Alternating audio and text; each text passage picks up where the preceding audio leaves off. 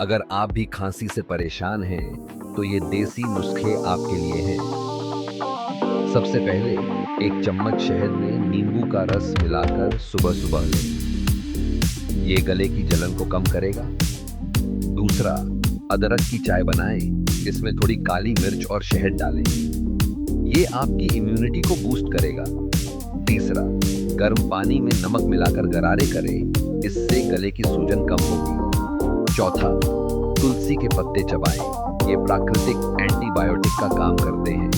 और अंत में भाप लें। इससे वायु मार्ग खुलेंगे और सांस लेने में आसानी होगी। इन नुस्खों को आजमाएं और खांसी से राहत पाएं।